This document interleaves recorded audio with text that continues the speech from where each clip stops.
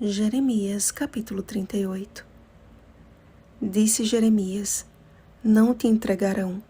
Ouve, te peço, a palavra do Senhor, segundo a qual eu te falo, e bem te irá, e será poupada a tua vida. Versículo 20. Resoluto em sua missão profética, Jeremias anunciava a todo o povo as palavras da parte do Senhor, quando percebeu que seu discurso havia despertado a ira dos príncipes de Judá. Lançado em uma cisterna enlamaçada pela covardia de um rei de autoridade frouxa, o profeta de Deus novamente passou pela experiência de ser um recado vivo do que aconteceria com as famílias de Judá. Ao contrário de seus irmãos, Jeremias não estava entregue à própria sorte, sendo resgatado por intermédio de um estrangeiro eunuco, sob a autorização do mesmo rei que antes foi conivente com a insensatez de seus subordinados.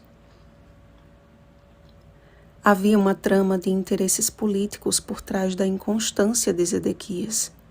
Como ele desejava que Jeremias declarasse o que ele gostaria de ouvir.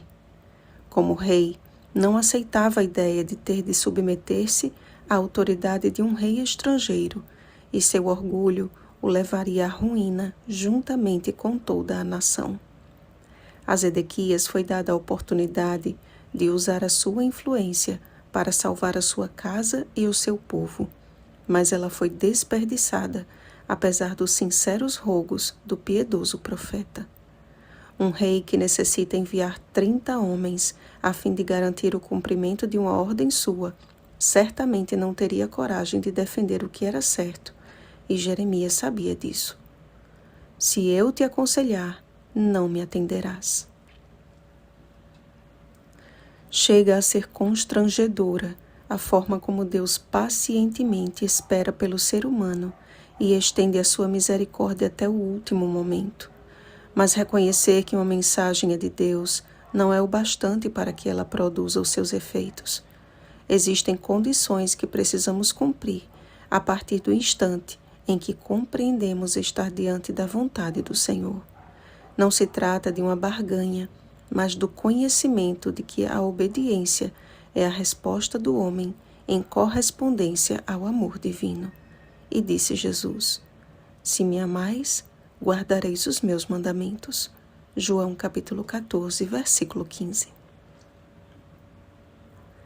Há diante de nós uma verdade presente a ser pregada e vivida, as 3 mensagens angélicas. Apocalipse capítulo 14, versículos 6 ao 12. E aproxima-se o tempo em que as prisões e as cisternas se tornarão em lugares de oração pelos filhos de Deus, condenados pela defesa desta verdade. Mas assim como Deus usou um estrangeiro e um rei ímpio para proteger Jeremias, os seus fiéis servos estarão seguros até o dia do seu livramento. A respeito dos piedosos atalaias dos últimos dias, recairá a sentença: morra este homem. E como se convictos do destino fatal que os espera, os ímpios ordenarão aos perseverantes pregadores da justiça: ninguém saiba estas palavras. Assim, porém, como nem a prisão, nem a cisterna e nem os açoites fizeram perecer a Jeremias, aquele que nem a sepultura pôde conter, por fim, se levantará sobre a terra. Jó, capítulo 19, versículo 25. Não seremos salvos da cisterna deste mundo de pecado com cordas e em segredo, mas o Senhor enviará os seus anjos com grande clangor de trombeta, os quais reunirão os seus escolhidos de uma a outra extremidade dos céus.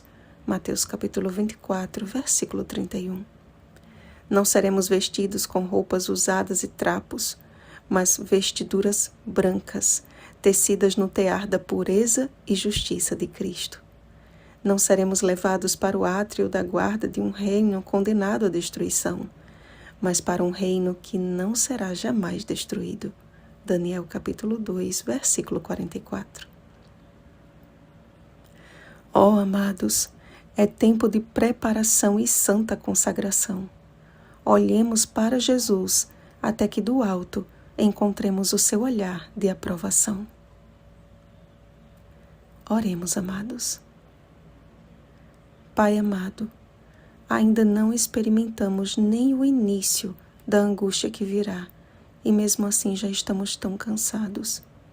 Na nossa fraqueza, aperfeiçoa o teu poder. Ó Deus amado, fortalece a nossa fé e renova o nosso ânimo. Lê as nossas lágrimas e recolhe-as em teu odre. Em nome de Jesus. Amém. Vigiemos e oremos. Bom dia, pregadores da justiça. Oremos pelo batismo do Espírito Santo. Oremos uns pelos outros. Rosana Garcia Barros.